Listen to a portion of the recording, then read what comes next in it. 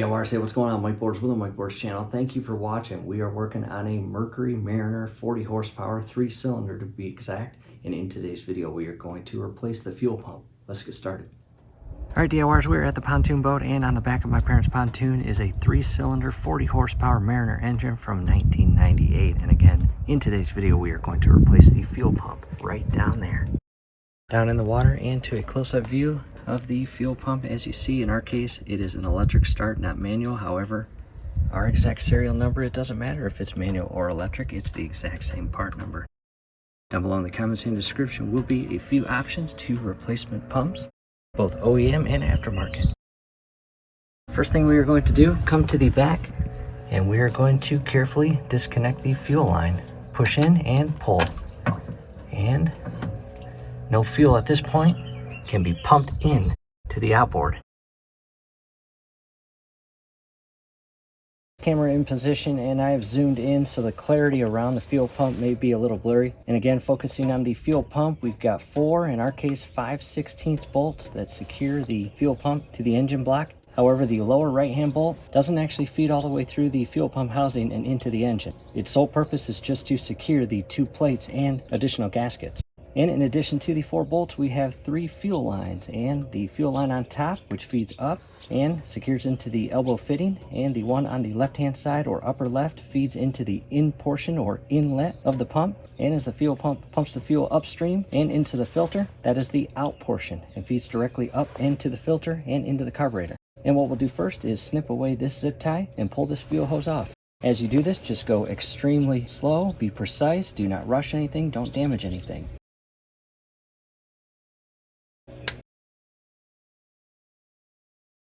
Again, I've got paper towel down below. I will carefully pull up on the hose. Be careful with this electrical wiring. Do not damage it. And worst case scenario, come in with a very fine tip flathead screwdriver and basically separate it from the elbow fitting. If that doesn't work, I got a very fine tip pick tool. Just get it underneath and just kind of take it around, break it up.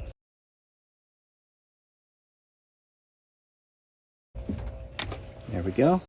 As you see, I'll set that aside. And we're left with 2 additional zip ties, one on the right side feeding into the hose to the filter, and on the left hand side, the inlet port. I will come in and snip this one away, again being very careful that I don't damage the hose.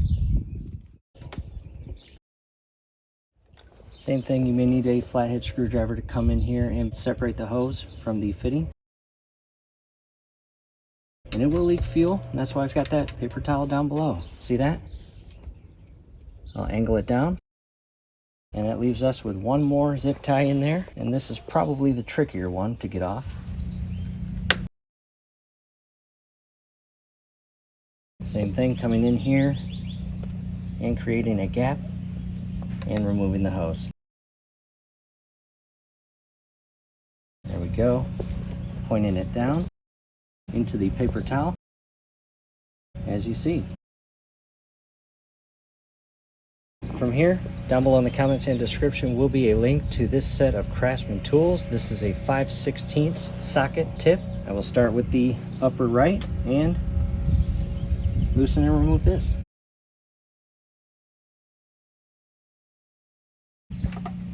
And that one's loose. That one's loose. At this point, all 3 that secure the pump to the block are loose. Let me see if I can carefully just shift it out. This little bolt right here is secured into a hook. Just lower it underneath or remove that bolt altogether, and you can pull this entire pump right off. It will leak some fuel. I'll allow it to leak right into the paper towel as opposed to anywhere else. Try not to drop and lose the bolts unless you're buying brand new ones, then it wouldn't matter. From here, the gasket right there. Let me show you a closer view. Going into a close-up view, and we are going to start with the fuel filter. As you see, video link number 1 down below in the comments and description will be a link on how to properly and safely replace your fuel filter. Very important. However, on the bottom portion, you see the elbow hose. that feeds into the out portion of the fuel pump, and then the elbow fitting is what secures to this hose. And then we've got that little hook, as I mentioned, right there. Below that, the inlet hose that feeds into the inlet port of your fuel pump, and there is the gasket. Let me raise this. And look at the orientation of the gasket itself. As you see, DIYers, again, a very, very good time to take a lot of photos. I'm going to carefully peel that off.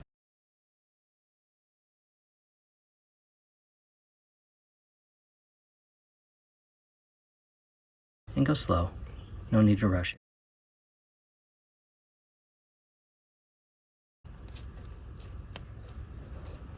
There it is. I will set that aside. And as you see right here, just a little bit of gasket left over. I will peel that away with a flathead screwdriver ever so carefully. I do not want to gouge or scrape the aluminum block here. That will disrupt or make it much more difficult for the brand new gasket to create a fuel tight or watertight seal, as well as airtight seal. That's extremely important. Down below, same thing. I need to remove the remaining gasket.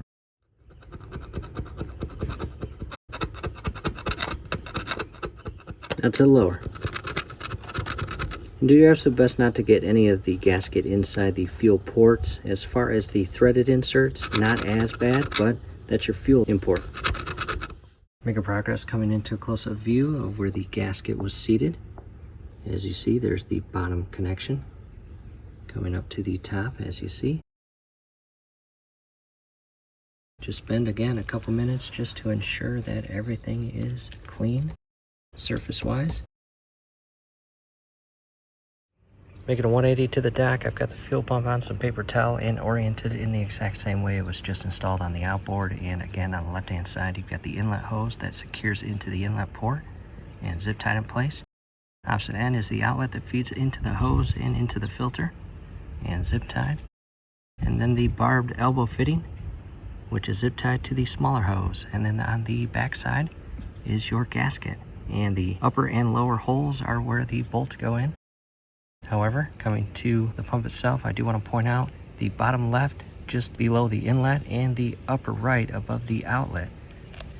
Those are the only two bolts that really secure it to the block. The remaining two bolts, upper left and lower right, are used to basically secure the housing just to a point where you can then carefully seat it into the engine block. And from there, you will basically secure all four bolts in a star pattern to create the seal and properly compress all of the seals and gaskets.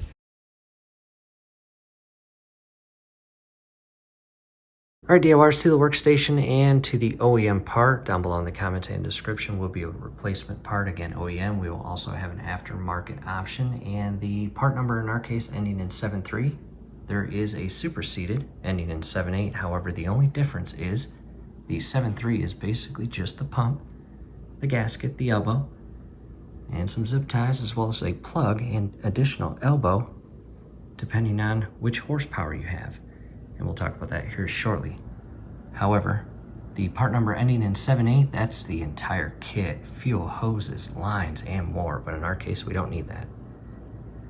And number 2, depending upon specific installation, either tighten the impulse elbow already loose in the fuel pump to the correct angle needed. Install the smaller elbow to the correct angle needed for the 50, 55, or 60 horsepower models. Or install the plug for use on the 40 horsepower 4-cylinder. We only have a 3-cylinder, so we're not going to use the plug, which is the brass plug right there. We're not using that larger elbow fitting.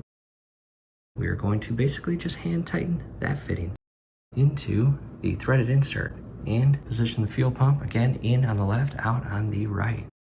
And as far as the gasket, how it is going to be pressed in and secured against the engine block, the oval up top, just below the top hole, that is going to be positioned up top. And basically, on the back side, we have a little pin right there. And that will go inside and secure to the hole of the block. To an update, I carefully tightened the elbow fitting into the brand new fuel pump, and I basically grabbed the old fuel pump, just double checked everything, make sure everything looks the same. I've removed the bolts that go through and secure the pump to the block. Again, brand new gasket. And as far as the size of our elbow fitting, it was a 7/16 wrench that helped me out to tighten it. And just a little bit of red showing. In addition, I am going to rebuild this pump with this kit. Down below in the comments and description will be a link on where to purchase this kit. It's got all your brand new gaskets, spring, and diaphragm. You may want to go that route or do what we did, purchase a brand new OEM fuel pump and rebuild this one for backup. Last thing I want to do before we head back to the boat is show you the orientation of the bolts. Again, on the left is the in, on the right is the out, and the elbow fitting up top. And the way the gasket's going to go on, I'm going to basically press those bolts in place. And I've got this little stud here, which will be at the top right. And again, this is the bottom left, and that hole cannot be covered. That's extremely important. And the gasket is going to be positioned like that. So again, that hole has to be open, and the oval goes over the stud. And again, orientation-wise of how it's going to be secured to the boat engine. Back to the lake and to the outboard, and it's starting to sprinkle. We are going to reverse the steps and secure the brand new fuel pump. Fuel pump back in. The first thing I did was basically secure the hose, and that is going to be the trickier of the 3 hose connections. So I did that first before anything else. Making progress, and at this point you're doing about 10 things at once, and we actually had to loosen up this bolt because we have this brace or mount, and we've inserted both of the 15/16 bolts that are going to secure the pump to the engine. And on the back side, with basically all 10 fingers coming back under and to the rear on both bottom and top to properly place and position that gasket. And at this point, I'm going to screw in the bolts.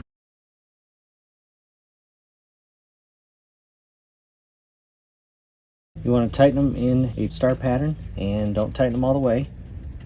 And come down, verify your gasket on the very bottom is sticking out as well as on top. That's properly positioned. Good.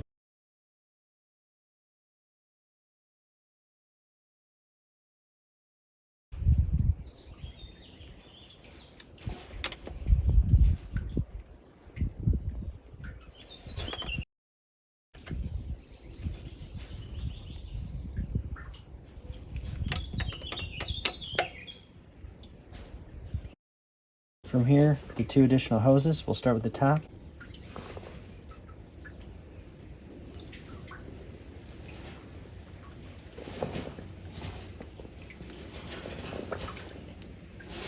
And the hose that feeds up to the fuel filter.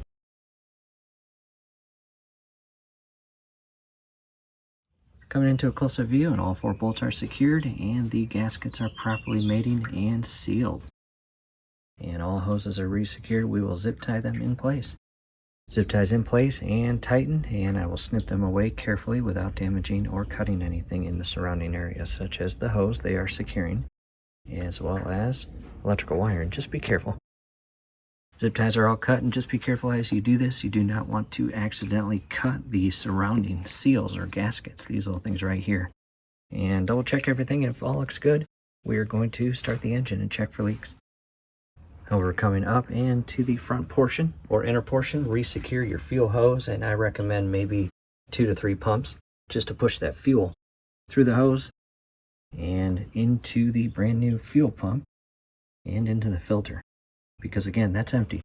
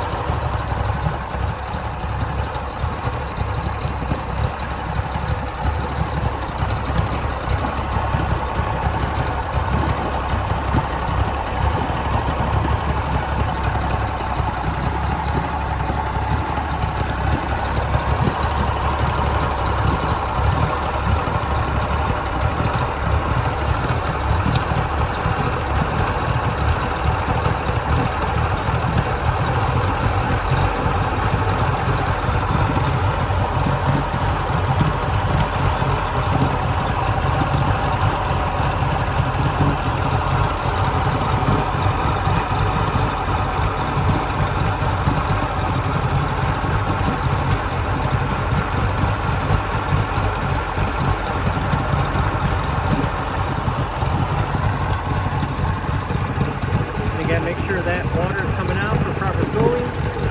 And we are going to let it run for about 10 minutes at idle. And also we are going to rev it up after 10 minutes, put some pressure on the actual fuel pump.